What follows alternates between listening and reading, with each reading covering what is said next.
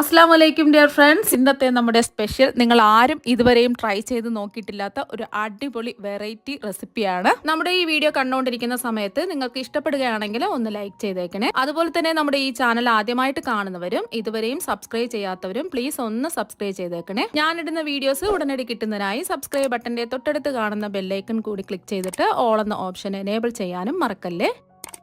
ആദ്യം തന്നെ ഇതിനായിട്ട് ഞാനിവിടെ ഡ്രൈ ആയിട്ടുള്ള ഒരു മിക്സിംഗ് ബൗൾ എടുത്തിട്ടുണ്ട്. ഇനി ഇതിലേക്ക് നമ്മൾ ഒരു ചായ കുടിക്കുന്ന ഇതുപോലത്തെ സ്റ്റീൽ ഗ്ലാസ് ഉണ്ടാവുമല്ലോ, ചായ വെള്ളമൊക്കെ കുടിക്കുന്ന ഇതുപോലത്തെ സ്റ്റീൽ ഗ്ലാസിന്റെ അളവിലാണ് ഞാൻ എല്ലാം അളന്നിട്ടെടുക്കുന്നത്. ഇതിൽ 1/2 ഗ്ലാസ് സൺഫ്ലവർ ഓയിൽ എടുത്തിട്ടുണ്ട്. ഇത് ബൗളിലേക്ക് അങ്ങ് ഒഴിച്ചു കൊടുക്കാം. അപ്പോൾ അളവ് കപ്പ് ഉണ്ടെന്നുണ്ടെങ്കിൽ 250 ml കപ്പിന് 1/2 കപ്പ് സൺഫ്ലവർ ഓയിൽ ഒഴിച്ചു കൊടുക്കാം. ഇനി ഇതിലേക്ക് 1/2 ഗ്ലാസ് പഞ്ചസാര ഇട്ട് കൊടുക്കാം. അപ്പം ഇങ്ങനെ മുഴുവനായിട്ട് പഞ്ചസാര വേണമെന്നുണ്ടെങ്കിൽ ഇട്ട് കൊടുക്കാം. കുറച്ച് സമയം നമുക്ക് മിക്സ് ചെയ്ത് എടുക്കേണ്ടി വരും. അതുകൊണ്ട് ഈ പഞ്ചസാര ഒന്ന് പൊടിച്ചിട്ട് വേണം ഇതിലേക്ക് ഇട്ട് കൊടുക്കാൻ. 1/2 ഗ്ലാസ് പൊടിച്ച പഞ്ചസാര ഇതിലേക്ക് ചേർത്ത് കൊടുക്കുന്നുണ്ട്. എണ്ണയ്ക്ക് പകരം നിങ്ങൾക്ക് ബട്ടർ വേണമെന്നുണ്ടെങ്കിലും എടുക്കാവുന്നതാണ്. ബട്ടർ ഒന്ന് മെൽറ്റ് ചെയ്ത് അതിന്റെ ചൂടൊക്കെ മാറിയിട്ട് വേണമെന്നുണ്ടെങ്കിൽ എടുക്കാം. പഞ്ചസാര എണ്ണയായിട്ട് ഒന്ന് മിക്സ് ചെയ്യാം. നമ്മൾ പഞ്ചസാര പൊടിച്ച് ചേർത്തുകൊണ്ട് പെട്ടെന്ന് തന്നെ മിക്സായി കിട്ടും. മുഴുവൻ പഞ്ചസാര ആകുമ്പോൾ കുറച്ച് സമയം ഒന്ന് മിക്സ് ചെയ്തെടുക്കേണ്ടി വരും. പഞ്ചസാരയും എണ്ണയും മിക്സായി കിട്ടിയിട്ടുണ്ട്. ഇനി ഇതിലേക്ക് 3 കോഴിമുട്ട പൊട്ടിച്ചത് ഒഴിച്ചു കൊടുക്കാം. റൂം ടെമ്പറേച്ചറിലുള്ള മുട്ട വേണം എടുക്കാൻ. ഫ്രിഡ്ജിൽ നിന്ന് നേരിട്ട് മുട്ട എടുക്കരുത്. കുറച്ച് സമയം മുട്ട പുറത്തെടുത്ത് വെച്ചിട്ട് അതിന്റെ തണുപ്പ് മാറിയിട്ട് ചേർത്ത് കൊടുക്കുക. അപ്പോൾ മുട്ട ഇഷ്ടമില്ലാത്തവർക്ക് 1/2 കപ്പ് നല്ല കട്ടിയുള്ള പുളിപ്പില്ലാത്ത തൈര് വേണമെന്നുണ്ടെങ്കിലും ചേർത്ത് കൊടുക്കാം. ഇതുപോലത്തെ വിസ്ക് വെച്ചിട്ട് നന്നായിട്ട് ഒന്ന് അടിച്ച് പതപ്പിച്ചെടുക്കുക. വിസ്ക് ഇല്ലാന്നുണ്ടെങ്കിൽ ഒരു തടിത്തവി വെച്ചിട്ട് ഒന്ന് അടിച്ചെടുത്താലും മതി. ഇലക്ട്രിക് ബീറ്റർ ഉണ്ടെന്നുണ്ടെങ്കിൽ നമുക്ക് അതിൽ വെച്ചിട്ട് പെട്ടെന്ന് തന്നെ ഇത് നല്ലോണം പതപ്പിച്ചെടുക്കാൻ പറ്റും. അപ്പോൾ ഇതുപോലത്തെ ഒരു ഹാൻഡ് വിസ്ക് ഉണ്ടെന്നുണ്ടെങ്കിൽ അതിൽ ചെയ്തിട്ടെടുത്താലും മതി. അപ്പോൾ മുട്ടയൊക്കെ ഇതുപോലെ ഒന്ന് പതപ്പിച്ചെടുത്തിട്ടുണ്ട്.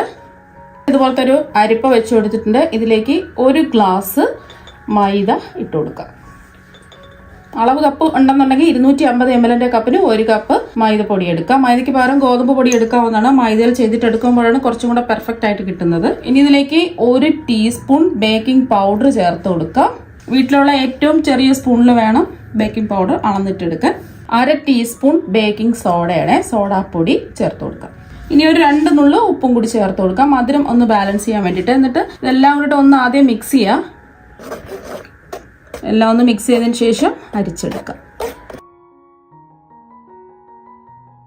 അപ്പോൾ കട്ടകളൊന്നും നമുക്ക് വേണ്ട. ഇനി ഇത് മെല്ലെ ഒന്ന് മിക്സ് ചെയ്തെടുക്കാം. ഒരുപാട് കുത്തി മറിച്ച് മിക്സ് ചെയ്യരുത്. നമ്മളിതിൽ ബേക്കിംഗ് പൗഡറും ബേക്കിംഗ് സോഡയൊക്കെ ചേർത്തുകൊണ്ട് ഒരേ ഡയറക്ഷനിൽ ഇതുപോലെ ഒന്ന് മിക്സ് ചെയ്തെടുക്കാം. തടിത്തവി ഉണ്ടെന്നുണ്ടെങ്കിൽ അതിൽ വെച്ചിട്ട് ചെയ്തിട്ടെടുത്താലും മതി.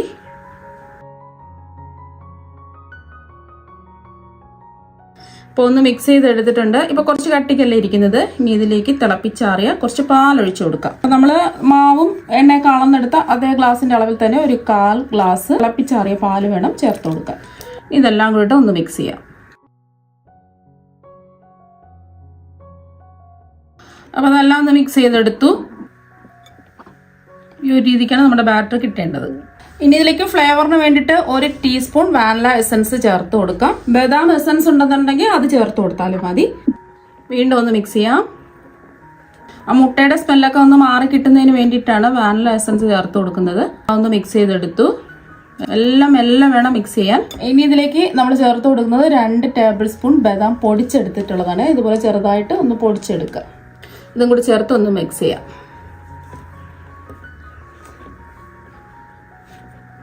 മിക്സ് ചെയ്തെടുത്തിട്ടുണ്ട്. ഇനി ഒരുപാടിട്ട് ഇളക്കി മറിക്കേണ്ട ആവശ്യമൊന്നുമില്ല. നമ്മുടെ ബാറ്റർ ഇതാ റെഡി ആയിട്ടുണ്ട്. ഈ ഒരു രീതിക്ക് വേണം ബാറ്റർ റെഡിയാക്കി എടുക്കുക. ഇനി വീട്ടിലുള്ള ഇതുപോലത്തെ സാധാരണ ഒരു അലുമിനിയം പാത്രം എടുക്കുക. ഇതിലേക്ക് 1 ടീസ്പൂൺ ബട്ടർ ഇട്ട് കൊടുക്കുക. റൂം ടെമ്പറേച്ചറിലുള്ള ബട്ടർ എടുക്കുക. ബട്ടർ ഇല്ലാന്നുണ്ടെങ്കിൽ എണ്ണ ഒന്ന് ബ്രഷ് ചെയ്ത് കൊടുത്താലും മതി. ഇനി ഈ പാത്രത്തിന്റെ എല്ലാ ഭാഗത്തും ഒന്ന് ബ്രഷ് ചെയ്ത് കൊടുക്കുക.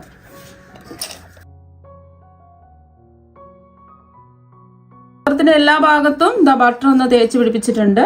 ഇനി ഇതിലേക്ക് കുറച്ച് മൈദപ്പൊടി ഇട്ട് എല്ലാ ഭാഗത്തും ഒന്ന് ആക്കിയെടുക്കുക.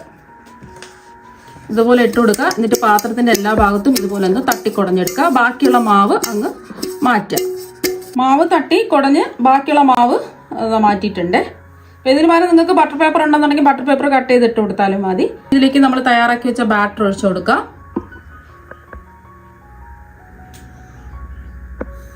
നമ്മൾ തയ്യാറാക്കുന്നത് നമ്മൾ ബദാം വെച്ചിട്ടുള്ള ഒരു കേക്കാണ്. അപ്പം അതിൻ്റെ മുകളിലായിട്ട് നമുക്ക് കുറച്ച് ബദാം കട്ട് ചെയ്ത് ഇട്ട് കൊടുക്കാം. അപ്പോൾ ബദാം എല്ലാം ഇട്ട് കൊടുത്തു. ഇനി ഇതൊന്ന് എയർ ബബിൾസ് ഒക്കെ ഒന്ന് പോയി കിട്ടുന്നതിന് വേണ്ടി ഒന്ന് ടാപ്പ് ചെയ്ത് കൊടുക്കാം. ഇനി നമുക്കിതൊന്ന് ബേക്ക് ചെയ്തെടുക്കാം. അപ്പം അതിന് വേണ്ടിയിട്ട് ഞാനിപ്പോൾ ഇതിലുള്ള ഒരു അലുമിനിയം പാത്രമാണ് എടുത്തിട്ടുള്ളത്. അലുമിനിയം പാത്രം ഉണ്ടെങ്കിൽ അത് തന്നെ എടുക്കുക. അതിൻ്റെ ഉള്ളിൽ ചെറിയൊരു തട്ട് വെച്ച് കൊടുത്തിട്ടുണ്ട്. തട്ടില്ലാന്നുണ്ടെങ്കിൽ സ്റ്റാൻഡ് വെച്ച് കൊടുത്താലും മതി. ഇനി 5 മിനിറ്റ് മീഡിയം ഫ്ലെയിമിലിട്ടിട്ട് ഇതൊന്ന് പ്രീ ഹീറ്റ് ചെയ്തെടുത്തിട്ടുണ്ട്. അതൊക്കെ ആദ്യമേ ചെയ്ത് വെക്കാം. നമ്മൾ കേക്കിൻ്റെ മിക്സ് റെഡിയാക്കി എടുക്കുന്ന സമയത്ത് ഈ പാത്രം ഒന്ന് പ്രീ ഹീറ്റ് ചെയ്യാൻ വെക്കുക. അപ്പോൾ അത് പാത്രം ഒന്ന് പ്രീ ഹീറ്റ് ആയിട്ടുണ്ട്. ഇനി നമ്മുടെ കേക്കിൻ്റെ ബാറ്റർ അങ്ങ് വെച്ച് കൊടുക്കാം.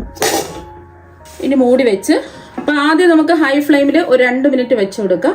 അപ്പോൾ ഹൈ ഫ്ലെയിമിൽ 2 മിനിറ്റ് ആയിട്ടുണ്ട്. ഇനി ഫ്ലെയിം നല്ലതുപോലെ കുറച്ച് വെച്ച് കൊടുക്കാം.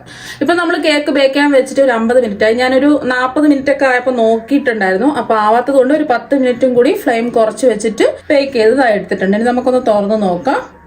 നല്ല അടിപൊളിയായിട്ട് നല്ലതുപോലെ കേക്ക് റെഡിയായി കിട്ടിയിട്ടുണ്ട്. നല്ലൊരു മണമാണ്. ആയിട്ടുണ്ടോ എന്ന് അറിയാൻ വേണ്ടിയിട്ട് ഒരു ടൂത്ത് പിക്ക് വെച്ച് ഒന്ന് കുത്തി നോക്കാം. ഇതുപോലത്തെ ഒരു ടൂത്ത് പിക്കോ അല്ലെങ്കിൽ കത്തിയോ വെച്ചിട്ട് ഇതിന്റെ നടുഭാഗത്തൊന്ന് കുത്തി നോക്കാം.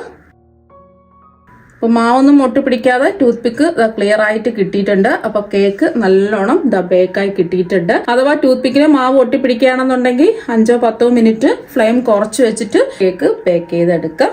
ഇപ്പൊ ഇത് നല്ല ചൂടാണ്. ഈ ചൂടായി കിടക്കുന്ന പാത്രത്തിൽ നിന്ന് കേക്കിന്റെ പാത്രം നമുക്ക് പുറത്തെടുത്ത് വെച്ച് നല്ലതുപോലെ ചൂട് മാറാൻ വേണ്ടി വെക്കാം. ഇപ്പൊ കേക്കിന്റെ ചൂടൊക്കെ നല്ലതുപോലെ ഒന്ന് മാറിയിട്ടുണ്ട്. ഇനി ഇതിന്റെ സൈഡൊക്കെ ഒന്ന് പിടിച്ചു കൊടുക്കാം. ഇനി കേക്ക് ഒരു പാത്രത്തിലേക്ക് ഡിമോൾഡ് ചെയ്യാം. ഇനി മെല്ലെ ഒന്ന് തുറന്നു നോക്കാം. അടിപൊളിയായിട്ട് കിട്ടിയിട്ടുണ്ട്. കണ്ണിലെ അടിക്കൊന്നും പിടിച്ചിട്ടില്ല. ഇനി ഇതൊന്ന് തിരിച്ചിട്ട് കൊടുക്കാം. അടിപൊളിയായിട്ട് കിട്ടിയിട്ടുണ്ട്.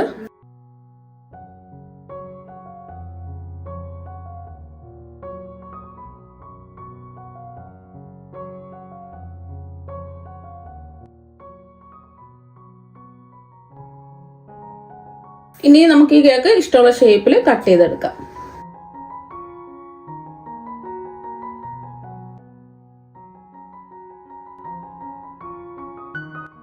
ഇനി നമുക്ക് കട്ട് ചെയ്ത പീസ് അങ്ങ് എടുക്കാം. അടിപൊളിയായിട്ട് കിട്ടിയിട്ടുണ്ട്. ഈ കേക്ക് തയ്യാറാക്കി എടുക്കാൻ വേണ്ടിയിട്ട് ഓവന്റെയോ അതുപോലെ തന്നെ ബേക്കിംഗ് ടൂൾസിന്റെയോ ഒന്നും തന്നെ ആവശ്യമില്ല. നല്ല പഞ്ഞി പോലെ സോഫ്റ്റ് ആയിട്ടാണ് ഇരിക്കുന്നത്. ആൽമണ്ട് കേക്ക് എന്ന് പറഞ്ഞിട്ട് ബേക്കറിയിൽ നിന്ന് വാങ്ങുന്ന സമയത്ത് ഒരുപാട് വില കൊടുക്കേണ്ടി വരും. ഇപ്പൊ വീട്ടിൽ തന്നെയുള്ള ഇൻഗ്രീഡിയൻസ് വെച്ചിട്ട് നമുക്ക് വളരെ എളുപ്പത്തിൽ നമുക്ക് ഓവന്റെയോ ബേക്കിംഗ് ടൂൾസിന്റെയോ ഒന്നും ആവശ്യമില്ലാതെ വളരെ എളുപ്പം പഞ്ഞി പോലുള്ള കേക്ക് റെഡിയാക്കി എടുക്കാൻ പറ്റും. മുറിച്ച് കാണിച്ചു തരാം. ഇതാ കണ്ടല്ലേ, നല്ല പഞ്ഞി പോലെ സോഫ്റ്റ് ആയിട്ടാണ് ഇരിക്കുന്നത്. ഇതിന്റെ ടെക്സ്ചർ കാണുമ്പോൾ തന്നെ നിങ്ങൾക്ക് മനസ്സിലാക്കാൻ പറ്റും എത്രമാത്രം പെർഫെക്റ്റ് ആയിട്ടാണ് കിട്ടിയിട്ടുള്ളതെന്ന്. അപ്പൊ നിങ്ങൾ എന്തായാലും ഇതുപോലെ ബദാമൊക്കെ വീട്ടിലുള്ള സമയത്ത് ഇതുപോലെ ഒരു പ്രാവശ്യം കേക്ക് തയ്യാറാക്കി നോക്കുക. തീർച്ചയായും നിങ്ങൾക്ക് എല്ലാവർക്കും ഒരുപാട് ഇഷ്ടമാകും. അപ്പൊ നമുക്ക് മറ്റൊരു വെറൈറ്റി വീഡിയോ ആയിട്ട് വീണ്ടും കാണാം. താങ്ക്